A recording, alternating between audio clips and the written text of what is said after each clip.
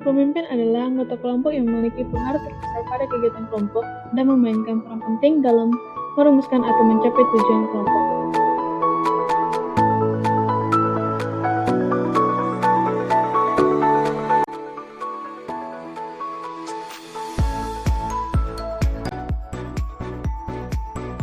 Apa sih definisi kepemimpinan menurut Alkitab?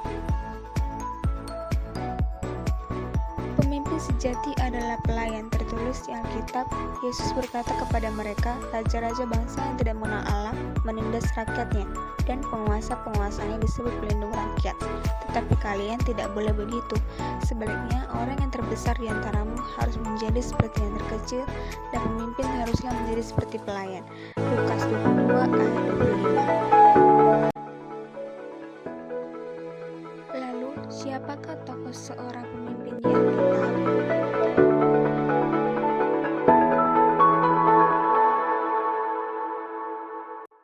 Salah satu contoh tokoh pemimpin di Alkitab, Musa.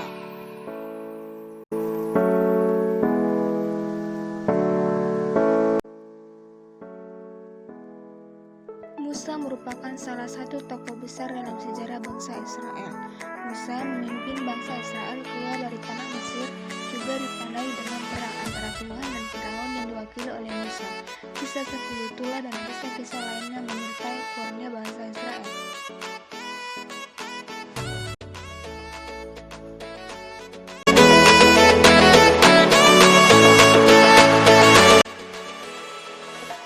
Lantas, apa yang patut kita teladani dari kepemimpinan Musa?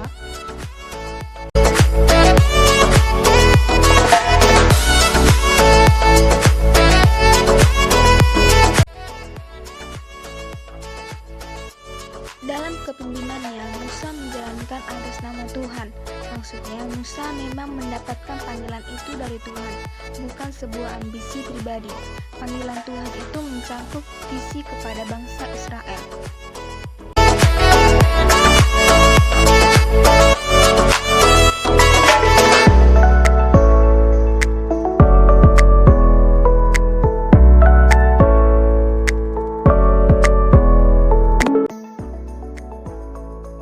Musa memiliki rasa yang sangat peduli terhadap bangsa Israel, apalagi melihat karakter dan keadaan bangsanya selama ia di istana Firaun. Musa memiliki keinginan yang sangat kuat untuk melepaskan bangsa Israel dari perbudakan.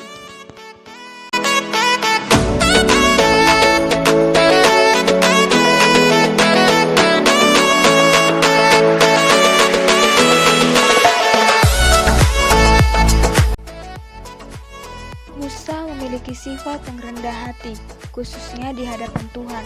Musa takluk kepada kehendak Tuhan. Musa mendengarkan Tuhan. Musa melakukan apa yang Tuhan perintahkan. Musa selalu bertanya kepada Tuhan sebelum melakukan sesuatu. Musa tidak gegabah. Musa memiliki hubungan pribadi yang baik dengan Tuhan.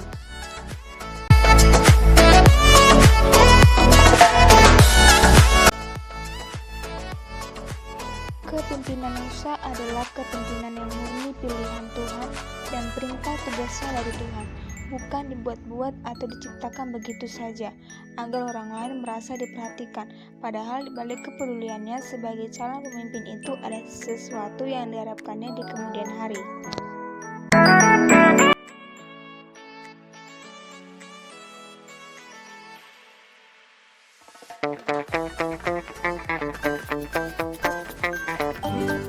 Generasi milenial merupakan generasi yang lahir pada tahun 1980 sampai dengan tahun 2000. Satu dari 3 penduduk Indonesia merupakan generasi milenial, yang mana generasi milenial merupakan generasi yang mendapat perubahan yang sangat besar, baik dari segi informasi, teknologi, maupun telekomunikasi. Terdapat 9 perilaku milenial Indonesia. Yang pertama, kecanduan internet. Yang kedua, mudah berpaling ke lain hati. Yang ketiga, dompet tipis. Yang keempat, kerja cepat dan kerja cerdas. Yang kelima, bisa apa saja. Yang keenam, liburan kapan saja dan di mana saja. Yang ketujuh, cuek dengan politik. Yang kedelapan, suka berbagi. Dan yang kesembilan, yaitu tidak harus memiliki.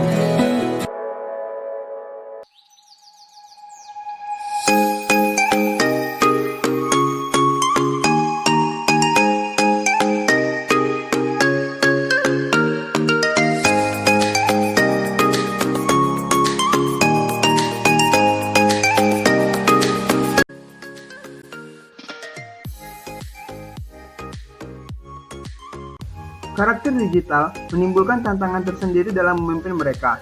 Tidak semua pemimpin dari generasi sebelumnya, misalnya generasi baby boomer atau yang lebih tua, dapat menerapkan cara kepemimpinan ke lingkungan generasi digital. Cara memimpin dengan contoh belum tentu sesuai dengan karakter digital yang suka mengekspresikan diri dan berpikiran terbuka. Pemimpin rohani perlu untuk bersikap terbuka dalam pengajaran dan kepemimpinan. Dalam pengajaran, seorang pemimpin Kristen milenial yang melayani generasi digital harus dapat menunjukkan dengan jelas perintah Tuhan dan penjabarannya dalam kehidupan sehari-hari. Generasi digital akan membandingkan ucapan dan tindakan sang pemimpin Kristen milenial untuk melihat kesesuaiannya. Bila ada ketidaksesuaian ucapan dan tindakan, maka mereka lebih suka untuk menganggap remeh dan beralih ke sumber informasi lainnya. Dikhawatirkan bila sudah tidak ada yang dipercayai, maka mereka lebih percaya internet.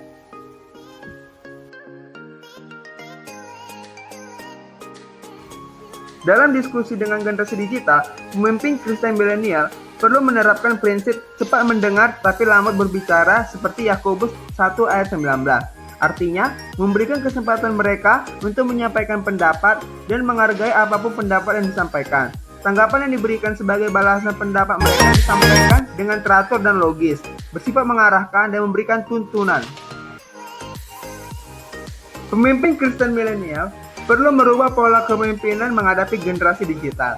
Mereka harus dianggap rekan kerja dan menjadi bukan saja alat, tapi ikut menentukan target pekerjaan. Kegiatan retreat atau jumpa pemuda dapat dijadikan etalase bagi mereka dengan menjadi panitia secara penuh. Dukungan dari pemimpin rohani lebih kepada pembinaan dan pengarahan. Pemimpin Kristen milenial menggali potensi untuk mengerjakan pelayanan dengan lebih baik dan berbeda dari yang lainnya. Juga menempatkan tugas atau karya mereka sebagai bagian yang penting dalam keseluruhan pelayanan. Pemimpin rohani memberi perhatian sebagaimana Yesus mengajarkan kepemimpinan yang melayani dan kepemimpinan yang memperhatikan para domba secara langsung. Sesederhana apapun tugas yang dijalankan generasi digital harus dianggap sebagai tugas yang memberikan arti dalam keseluruhan pelayanan.